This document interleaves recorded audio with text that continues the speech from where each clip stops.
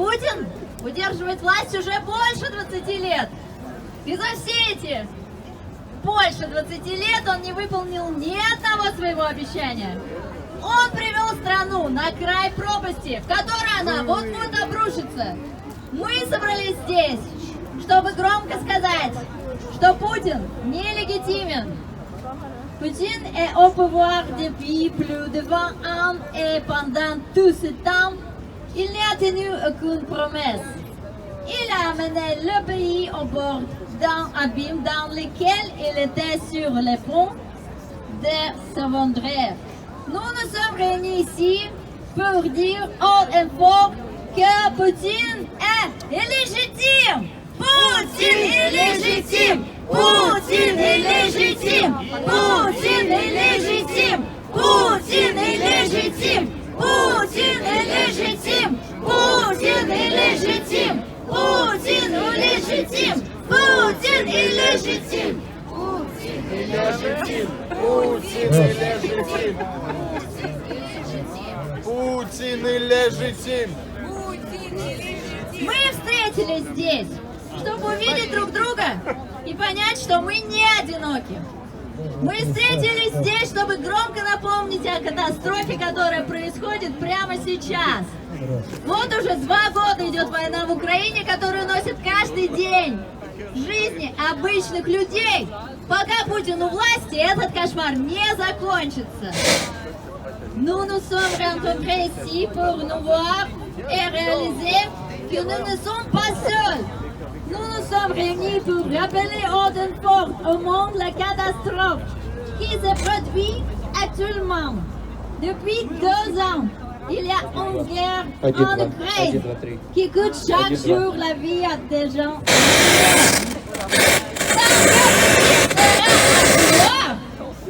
Ce cauchemar ne s'arrête pas. Non à la guerre.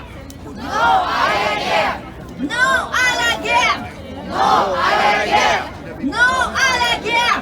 Non à la guerre. Non à la guerre. Non à la guerre. Non à la guerre. Non à la guerre.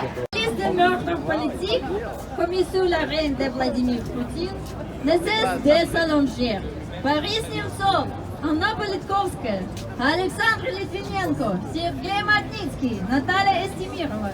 Ce ne sont pas tous les noms des victimes du régime Poutine. Et on avait peur d'y voir un jour le nom d'Alexei Navalny. Navalny! Navalny! Navalny! Герой! Navalny! Герой! Navalny! Герой! Navalny! Герой! Навальный! Герой! Навальный! Герой! Навальный! Герой! Навальный! Герой! Навальный! Герой! Навальный! Герой! Навальный! Герой! Навальный! La Russie mérite mieux qu'un simulacre d'élection. Les Russes méritent mieux que de la dictature. Car avec les oppositions muselées, les opposants soit en prison, soit assassinés, Anna Politkovskaya, bien sûr, Boris Nemtsov et tout récemment Navalny, que reste-t-il aux Russes comme choix que de se présenter devant les urnes et de pouvoir montrer que non, ils ne sont pas pour Poutine, en jetant de l'encre sur les urnes, justement, sur les bulletins de vote.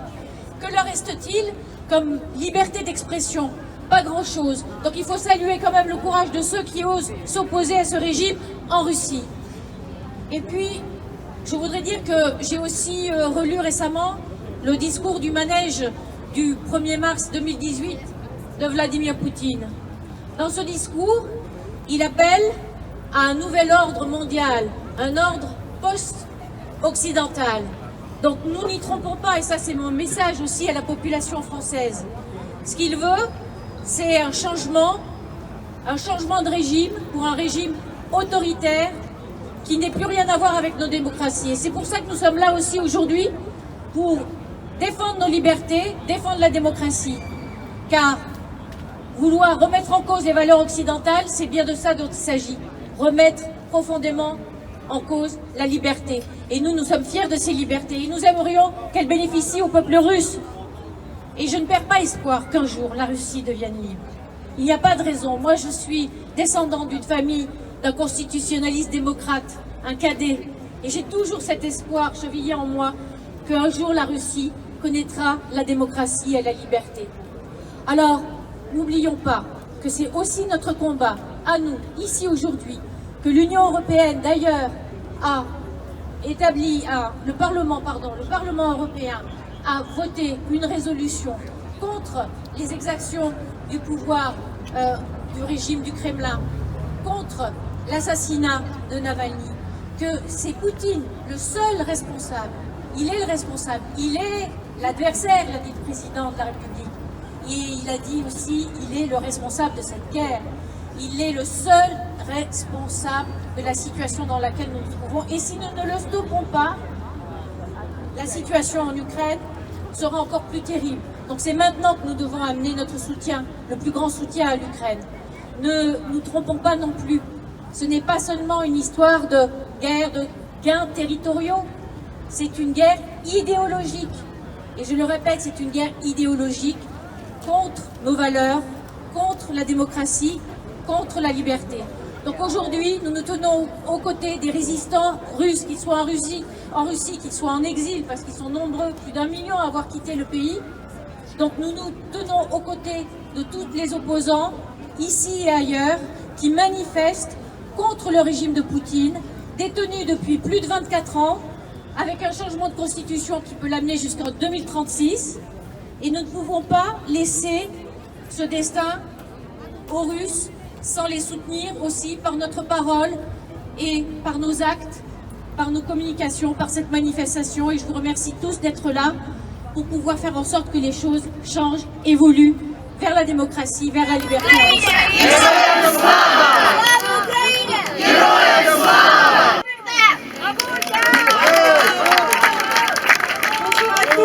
Bonjour, merci à tous ceux qui sont venus aujourd'hui par ce temps de pluie.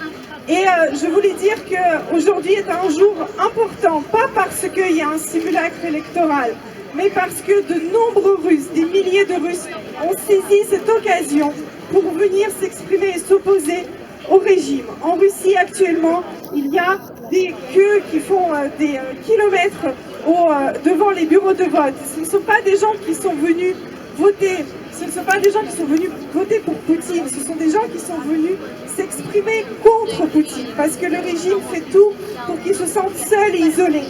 Et l'objectif de l'action Midi contre Poutine était qu'ils puissent venir et voir qu'ils sont nombreux à être opposés. Ils n'ont pas la possibilité de manifester.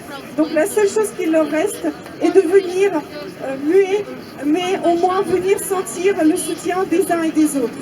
Ce simulacre électoral, nous appelons la communauté internationale à ne pas reconnaître le résultat de ces élections et à déclarer Poutine illégitime.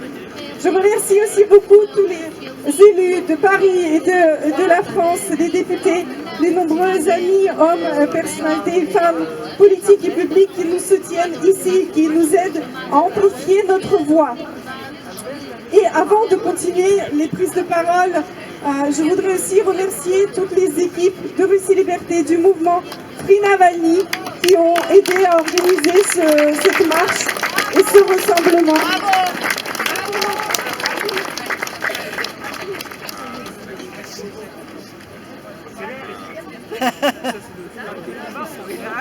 Ah, la technique trahit tout le temps.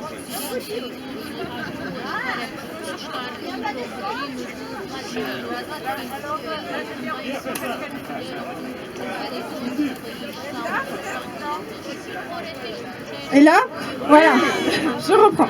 Donc, merci beaucoup à tous nos bénévoles qui font vivre notre mouvement, nos mouvements. Et nous invitons aussi les Français à se joindre à nous pour continuer à nous soutenir. Et enfin, pour terminer, je voudrais dire que la Russie, ce n'est pas Poutine. La Russie sans Poutine. La Russie sans Poutine. La Russie sans Poutine. La Russie sans Poutine. La Russie sans Poutine. La Russie sans Poutine. Politique et opposants. Дорогие друзья, я поздравляю вас с сегодняшним днем, потому что мы сегодня показали всем, что настоящая Россия, она существует. Она существует в миллионах людей, которые сегодня вышли в полдень против Путина.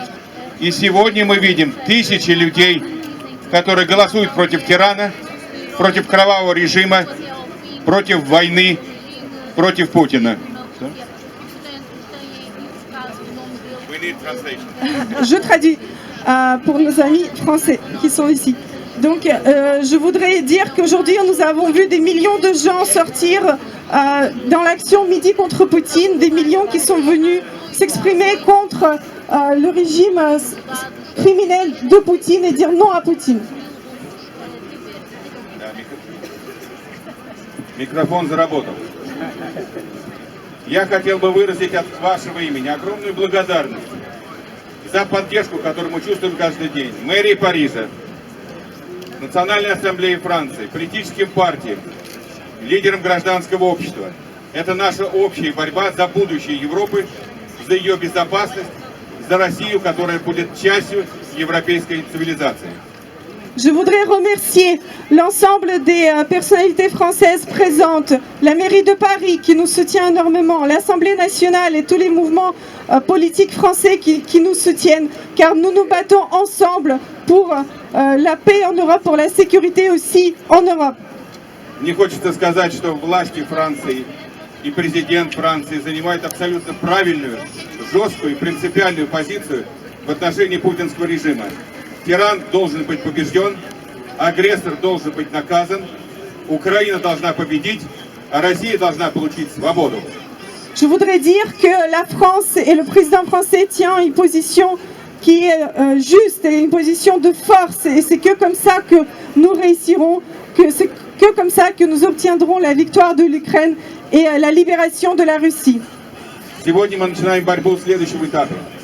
Мы обращаемся к народам, к парламентам, к политическим лидерам не признавать итоги этих выборов. Правильно?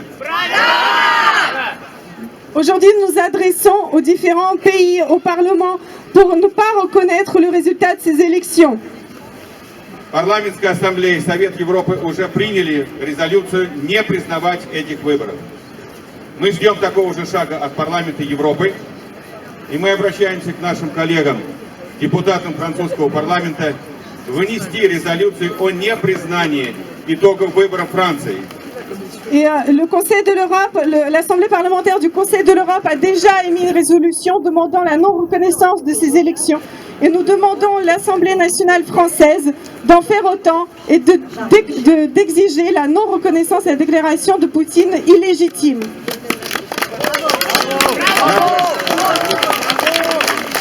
Я прошу поддержать эту нашу просьбу и надеяться, что Франция, это республика, которая показала всему миру, как надо бороться за свою свободу, поддержит нас, поддержит тех россиян, которые желают свободу в России.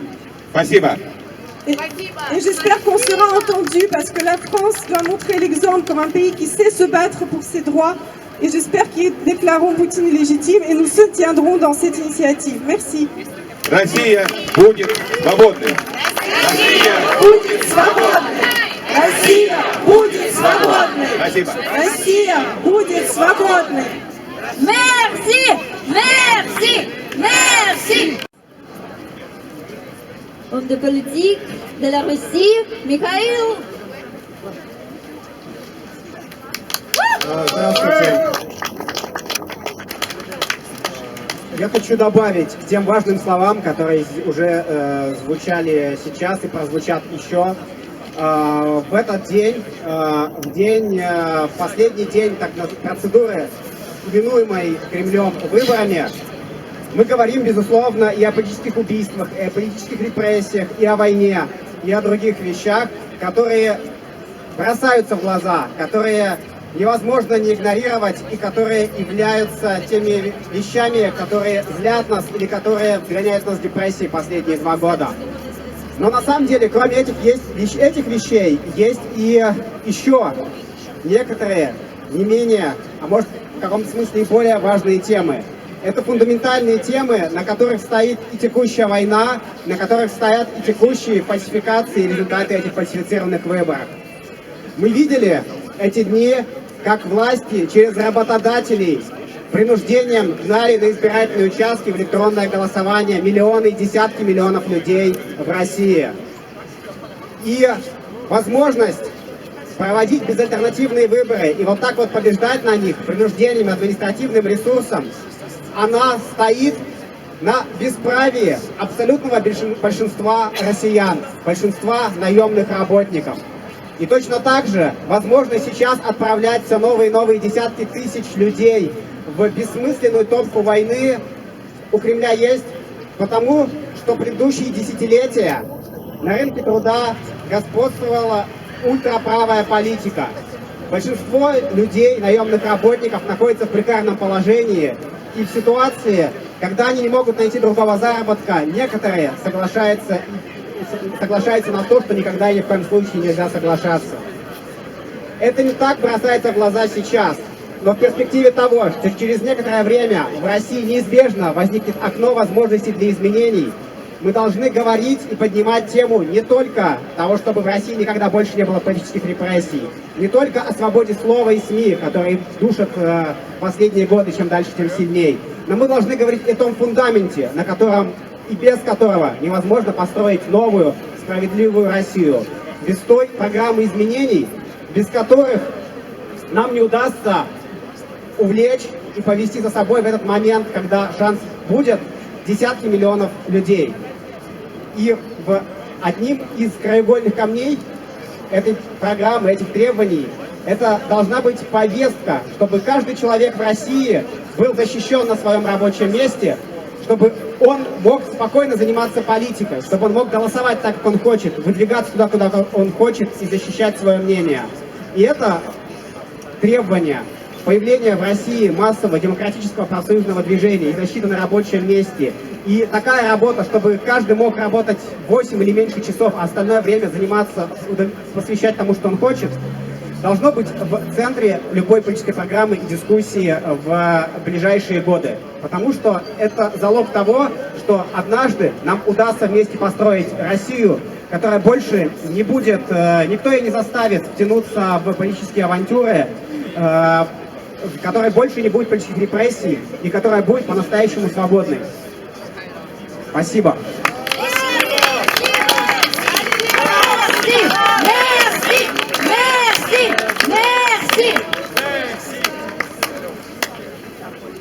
Et alors, Bernard Guetta, eurodéputé.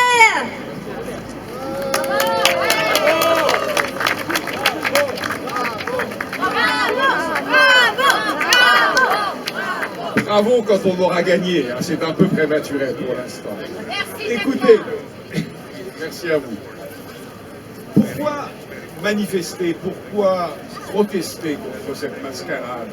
Nous savons tous que c'est une mascarade. Nous savons tous qu'elle n'a absolument aucun intérêt. Nous savons tous que tout est faux. Nous savons tous que le résultat sera un mensonge. Nous savons tous que la participation sera un mensonge.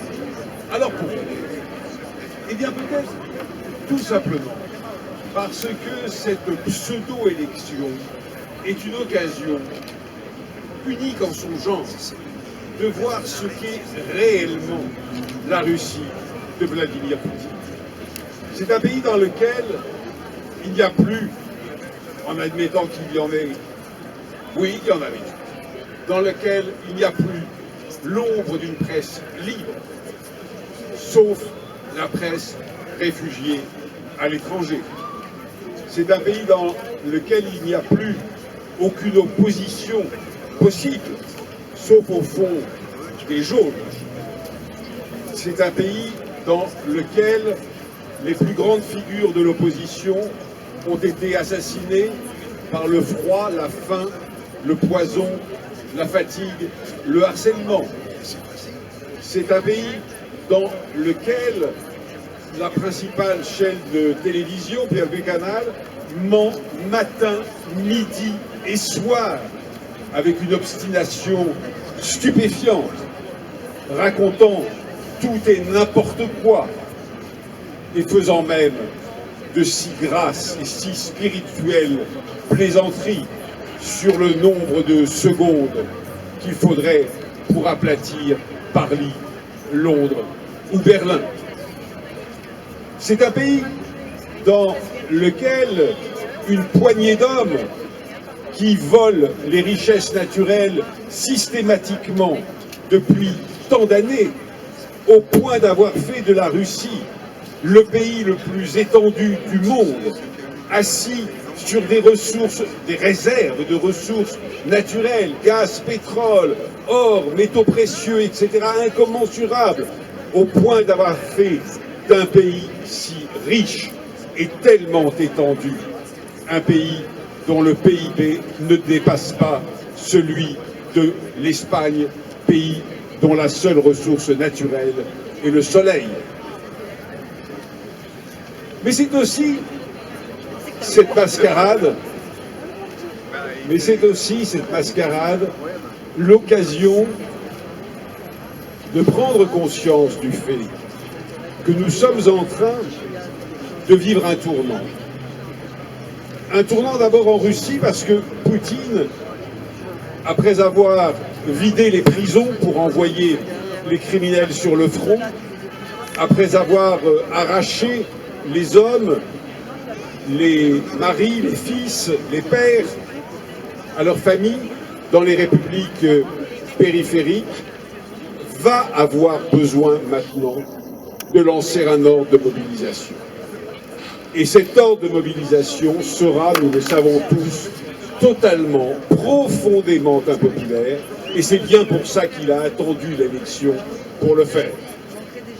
Donc, dans les jours, les semaines, les 2 ou 3 mois à venir, oui, il va être confronté à cette échéance, et elle sera redoutable pour lui, et elle marquera évidemment le début d'une évolution de politique intérieure.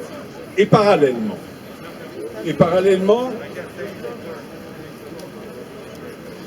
il se passe à l'extérieur, dans l'Union européenne, une révolution des esprits qui est absolument stupéfiante.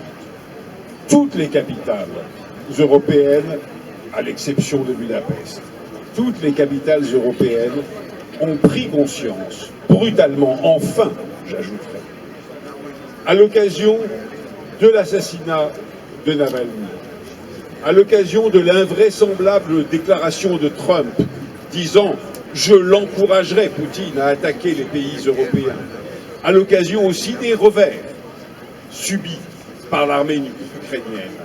Eh bien, toutes les capitales européennes ont soudainement pris conscience d'un danger. Poutine, si on le laissait faire, pouvait finir par gagner. Et il ne fallait pas, à aucun prix, que Poutine ne gagne.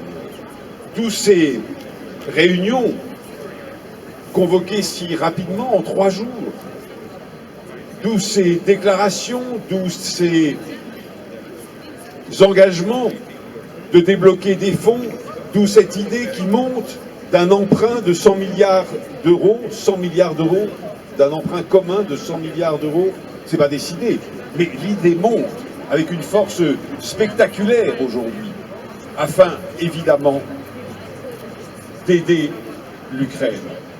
Car tous ceux qui disent que l'Ukraine est en train de perdre se trompent. L'Ukraine subit des revers sur le front, oui c'est vrai. Pourquoi? Parce que l'Ukraine manque de munitions. Pourquoi l'Ukraine manque-t-elle de munitions? Parce que nous, les pays européens, avons tardé, beaucoup trop tardé, à les livrer en nombre suffisant, et surtout, ne l'oublions jamais, parce que M. Trump et ses acolytes, depuis la fin octobre, bloquent les 50 milliards d'aides que Joe Biden réclame pour l'Ukraine. Cela signifie que l'Europe est en retard alors qu'elle le voudrait, mais que M. Trump bloque parce qu'il le veut. La situation est tout à fait différente. M. Trump est aujourd'hui et il faut le répéter et le marteler, couvert de la tête aux pieds de sang ukrainien.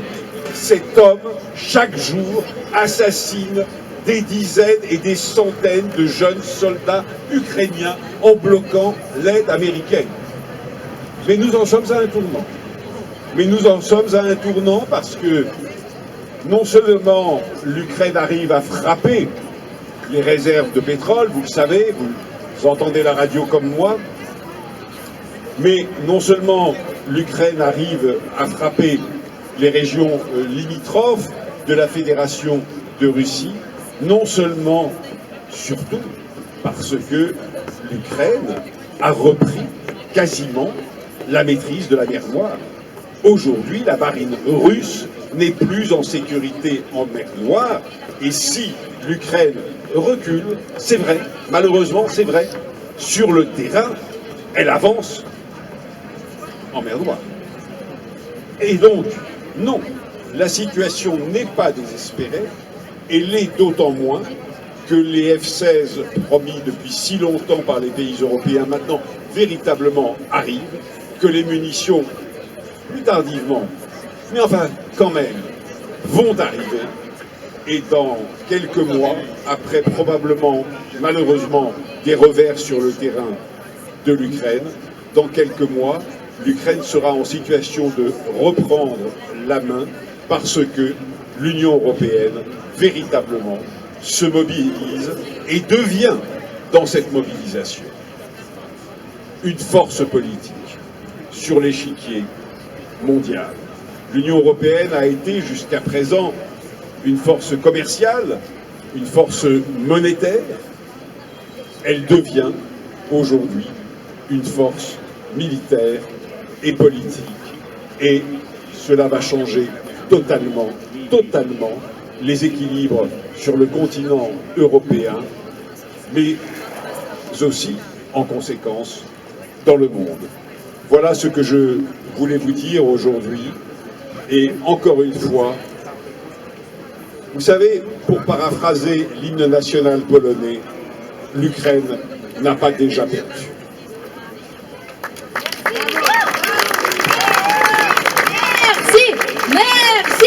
Merci. Et alors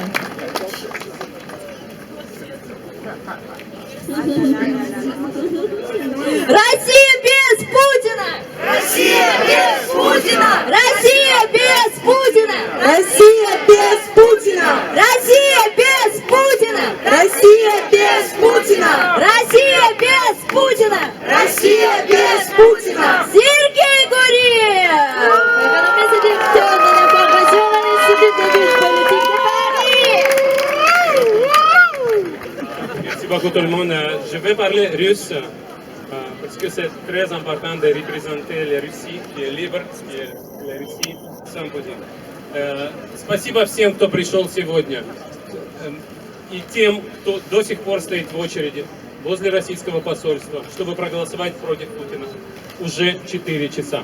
Merci à tous ceux qui sont venus ici aujourd'hui et merci à tous ceux qui sont encore dans la queue pour voter contre Poutine et qui font la queue depuis 4 heures déjà.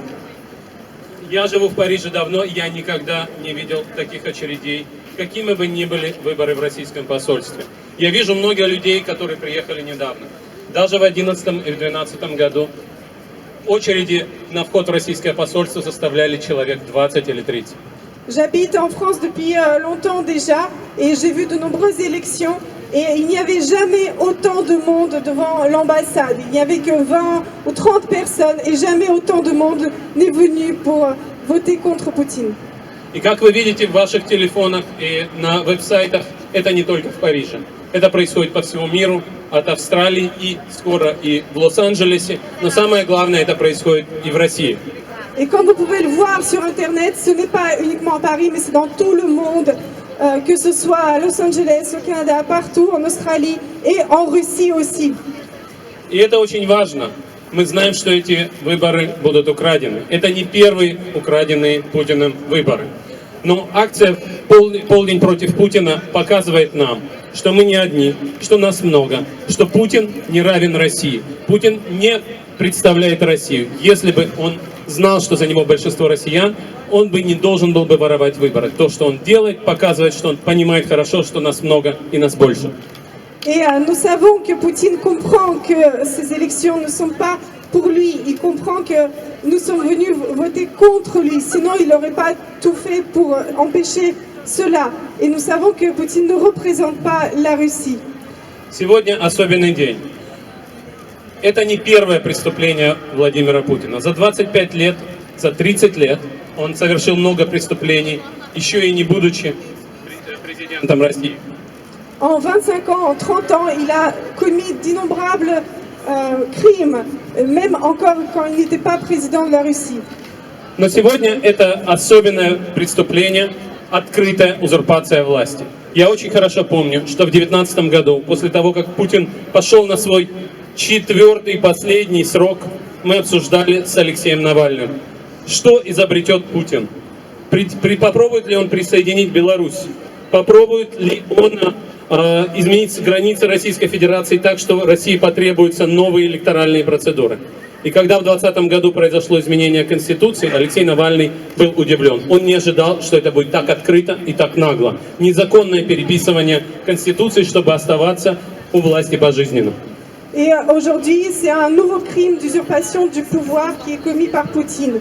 Et je me souviens quand nous en discutions en 2019 avec Alexei Navalny pour savoir qu'est-ce que Poutine va faire, quel pays il va annexer, quel autre crime il va faire. Nous ne pensions pas qu'en 2020, il va de manière aussi démonstrative modifier la Constitution, qui était une modification totalement illégale, et comme ça prolonger encore son usurpation du pouvoir.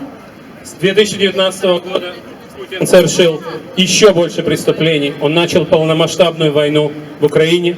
Он сначала попытался убить, а потом и убил Алексея Навального. Но сегодня он совершил последнее, самое важное свое преступление. Он открыто и нагло захватил власть в России.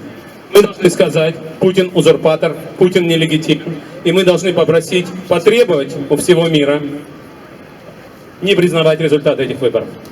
Et aujourd'hui, il commet un nouveau crime, déjà l'immense crime qu'il a commis en envahissant l'Ukraine. Et aujourd'hui, il veut continuer à usurper le pouvoir et nous devons exiger de tout le monde, de la communauté internationale, à ne pas reconnaître ces élections et à déclarer Poutine illégitime. Кажется, что это говорить легко, будучи в Париже. Это правда. Мы в безопасности, относительной безопасности. Мы стоим в очереди возле посольства. Мы говорим на площади Трокадеро. Но надо помнить, что люди в России, которые не могут свободно говорить, которые не могут выступать, те миллионы, десятки миллионов наших союзников, которые против войны, против диктатуры, за победу Украины, за свободу России, эти люди представляются нами, мы их голос. И поэтому, как бы безопасно ни было здесь, мы должны говорить за них. Мы должны требовать признать Путина узурпатором, а результаты выборов нелегитимными, потому что мы можем. Мы поддерживаем оппозицию в России, мы поддерживаем тех, кто протестует в России, это герои, и мы хотим от их имени обратиться ко всему миру. Путин узурпатор, эти выборы нелегитимны.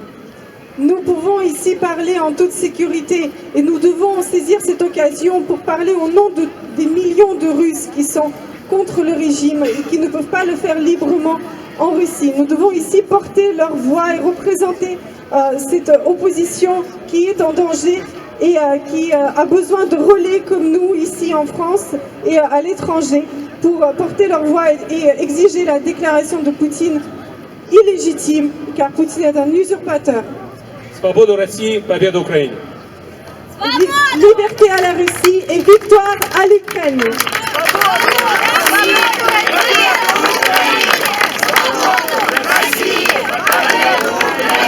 Свобода России, победа Украине. Свобода России, победа Украине. Свобода России, победа Украине. Свобода России, победа Украине. Свобода России, победа Украине.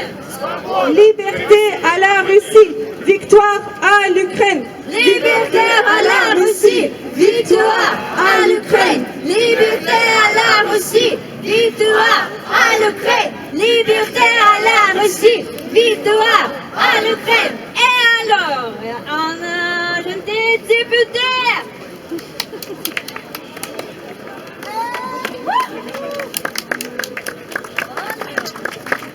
Merci beaucoup. Merci beaucoup. Donc, j'aurais voulu commencer par enchaîner sur ce que vous avez dit. Liberté à la Russie, résistons à Poutine. Liberté à la Russie, résistons à Poutine. Liberté à la Russie, résistons à Poutine. Liberté à la Russie, résistons à Poutine. Alors merci beaucoup à tous d'être là. Et je voulais justement commencer par souligner notre profond soutien, toutes nos pensées pour tous ces Russes, ces millions de Russes qui aujourd'hui ont le courage de sortir de chez eux, d'aller voter et en allant votant, d'aller exprimer un désaccord par les différents moyens qu'on a pu voir sur les réseaux sociaux. Vraiment, il faut les saluer. Ils ont un courage exemplaire alors qu'ils savent parfaitement qu'ils risquent la prison pour beaucoup d'entre eux. Donc vraiment, bravo à tous ces citoyens russes partout, y compris à l'étranger, qui sont résistants. Et cette résistance à Poutine, c'est le message que je veux passer ici. Nous, Français, derrière, c'est comme ça que nous pouvons aussi les soutenir. Nous aussi, nous devons résister à Poutine. Nous aussi, nous sommes sous sa menace. Nous devons plus que jamais résister de toutes nos forces à ce qui nous menace, à ce Poutine qui nous menace. Et c'est la meilleure manière dont nous pourrons soutenir nos amis russes. Dire aussi un mot pour tous ces Russes qui souhaiteraient tellement aussi pouvoir rejoindre la France. Et je dois dire que parfois, je trouve que la France n'est pas forcément accueillante à la hauteur de ce qu'elle devrait être avec ces Russes qui souhaiteraient lui demander l'asile. Ça, c'est mon avis. Et puis enfin, dire aussi que je souhaiterais que le gouvernement français reconnaisse l'illégitimité du scrutin, publiquement le reconnaisse. Ça n'est pas un scrutin, c'est une mascarade, c'est une mise en scène.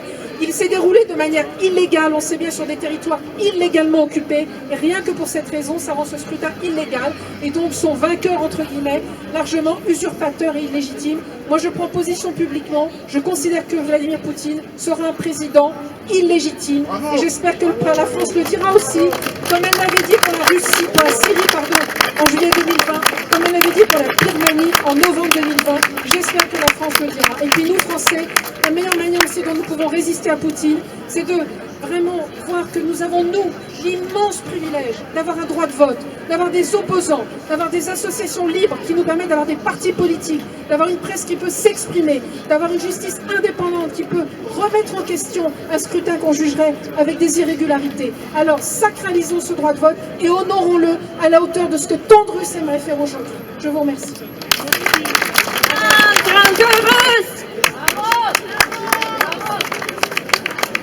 Bonjour tout le monde, ça me fait plaisir de voir autant de Français, de Russes et je sais aussi d'Ukrainiens qui se sont rassemblés pour dire qu'effectivement c'est un scrutin qui n'est absolument pas légitime, que le président Poutine doit être considéré comme illégitime et j'espère que la France le fera. Je suis content de voir des élus de la République mais aussi des élus locaux qui sont présents aujourd'hui.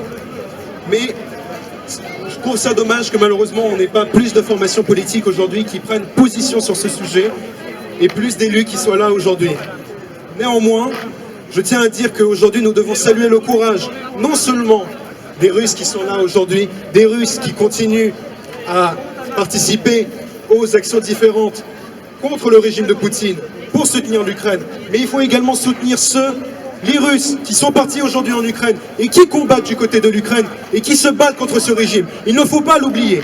Parce qu'aujourd'hui, le régime de Poutine, ce n'est pas seulement un régime qui concerne la Russie. C'est un régime qui s'est attaqué à ses voisins, à la Géorgie, qui s'est attaqué aux Tchétchènes. Et j'ai vu un drapeau de Tchétchènes aujourd'hui et je tiens à les saluer eux aussi.